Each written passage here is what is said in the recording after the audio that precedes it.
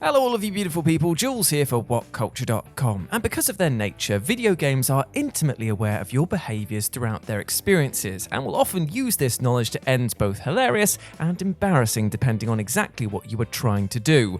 Whether you got a light, playful slap on the wrist for your actions or received a stern telling off from a genuinely pissed off developer, these 10 video games knew precisely what you were doing and went about plainly illustrating this fact. So let's take a look at them. As I'm Jules, this is WhatCulture.com, and these are 10 video games that knew what you were doing. Number 10. Pirates can't perform jumps. Mirror's Edge. There's nothing you can do to piss a video game developer off more than pirate their game. Cheat and troll all you like, but at least you've given them your hard-earned dough for the privilege, right? But with video game piracy potentially impacting sales, developers have come up with creative ways to get their own back on the pirates, and above all else, make them aware that they know exactly what they were doing. A great example is the original 2008 version of Mirror's Edge. The innovative action platformer was centered around players performing parkour-like acrobatic moves to leap between rooftops and maintain their momentum. However, those who played a pirate copy of the game would get a nasty surprise right out of the gate, because any time they tried to take a running jump off of a roof, the game would slow down to a halt, and if you kept trying to jump regardless, you'd simply fall off the edge and die, giving you a game over.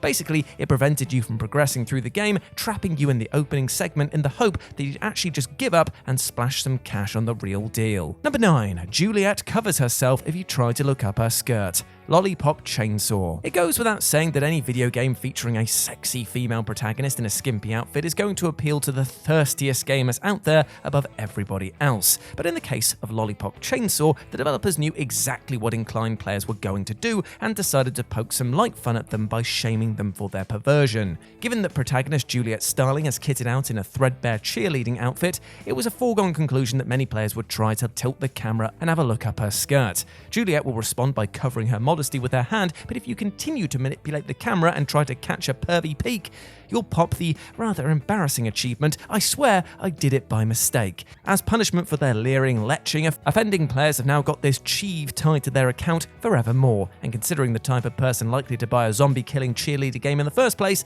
it's little surprise that almost 70% of Xbox players have popped this. Number 8. Destroying another player's car makes you pay a premium. Grand Theft Auto Online.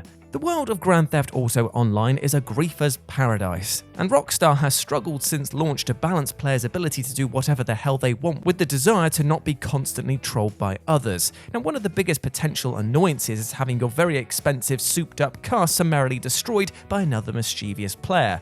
So unless you want to play in passive mode, where players can't kill or be killed, it's a smart choice to take out insurance on your vehicle. While you have to pay an insurance deductible to get your car replaced if you wreck it yourself, which is 1.25% of the car's value, if another player destroys your car, they get saddled with the bill. Considering the ludicrous expense of some cars in GTA Online, this effectively hands out hefty fines to players who go around destroying fancy cars, and forces them to consider if it's really worth it at all. Number 7. Rage quitters get their own lobby. Marvel vs. Capcom 3.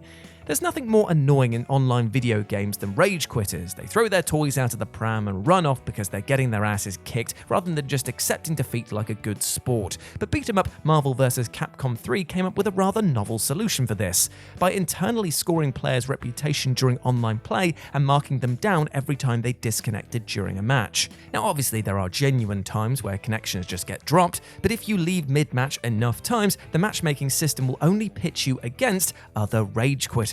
It's a simple yet ingenious way of having sore losers get a taste of their own medicine, and perhaps make them appreciate why people hate their practices so much in the first place.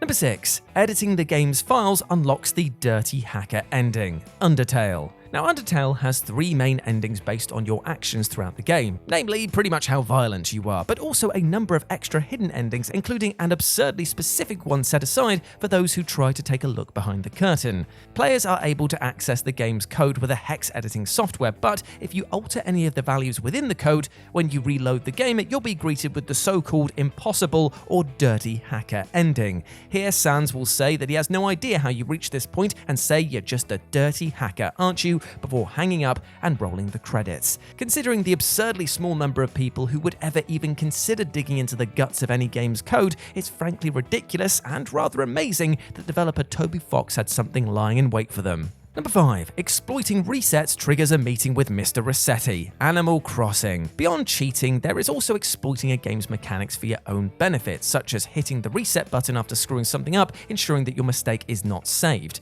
Now, quick-thinking fans of the earlier Animal Crossing games might have hit the reset button to undo a mistake, though Nintendo hilariously kind of prepared for this by administering a most bizarre punishment. Players who hit the reset button without saving will eventually receive a visit from Mr. Rossetti, a surly mole who will lecture the player on their behavior, insisting that they save their game and not simply reset without saving their progress. And the more you do it, the angrier he gets.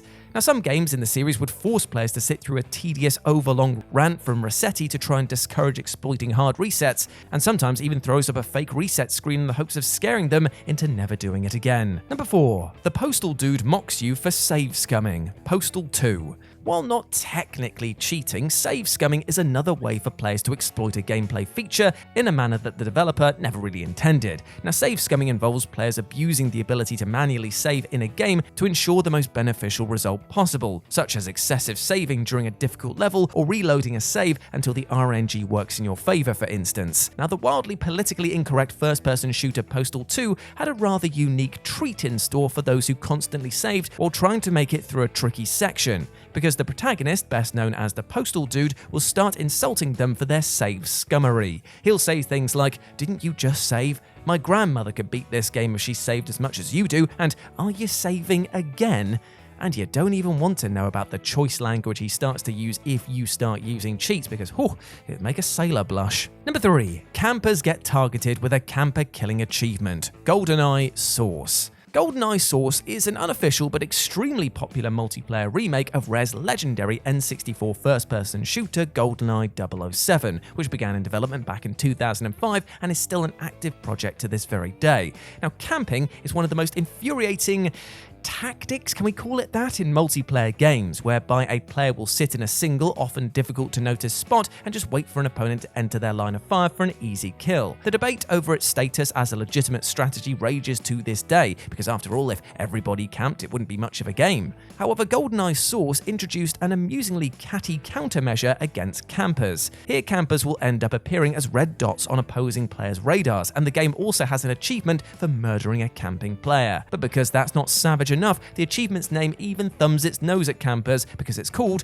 That's My Little Octopussy. Number 2. Dating Yennefer and Triss at the same time gets you humiliated. The Witcher 3 Wild Hunt. Now, CD Projekt Red brilliantly baited players who thought that they'd try to romance both Yennefer and Triss at the same time with no consequences whatsoever. If you admit your love to Yen and Triss at various points in the story, you'll eventually be offered to have a threesome with the pair. But in a delicious subversion of expectations, the resulting cutscene will see a lingerie-clad Yen and Triss tie Big G to the bed and just, leave him there, having seemingly had enough of his duplicity. To pile on the humiliation, Big G is then rescued from his predicament the next morning by his pal Dandelion, who mockingly adds, "Oh, how little you know about women. Did you really think you could have them both?" Considering how superficial and transactional the overwhelming majority of video game romances are, this was a brilliantly unexpected riposte to players who assume that they could just have it all with absolute impunity. And number 1, pirates can't make money in the game, due to their game being pirated. Game Dev Tycoon. Mirror's Edge ingeniously nerfed the game's central mechanic to stop pirates from playing it properly, but Greenheart Games, the developers of 2012's Game Dev Tycoon, deserve some sort of award for the gleefully meta anti-piracy measures they included in their game. The game, in which players manage and expand their own game development studio, includes a hilariously fitting surprise for anyone who picks up a snide copy. Now, Greenheart themselves released a cracked version of the game to torrent sites, which at a certain point would warn players that their in-game studio may soon go bankrupt due to players stealing it. And the message reads, "Boss, it seems that while many players play our new game, they steal it by downloading a cracked version rather than buying it legally. If players don't buy the games they like, we will sooner or later go bankrupt. If the player continues to play an illegal copy, their studio will indeed go bankrupt." Even more brilliantly, some afflicted players went online to voice their displeasure about the feature, unknowingly outing themselves as having stolen the game. And there we go, my friends. Those were 10 video games that knew what you were doing. I hope that you enjoyed that, and please let me know what you thought about it down in the comments section below.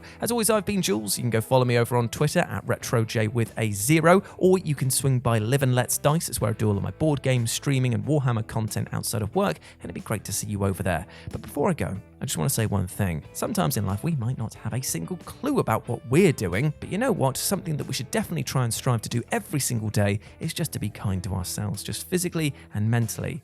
Check in with ourselves at regular intervals. Ask ourselves if we are okay. And you know what? It's completely fine if we're not in a position we want to be in, because friends, family, professionals in the support industry, these people care about you and want you to do well, all right? So speak to them about your problems, because a problem shared is usually a problem solved a lot quicker. I wish nothing but the best for you, my friend. Now go out there and absolutely smash it. As always, I've been Jules. You have been awesome. Never forget that, and I'll speak to you soon. Bye.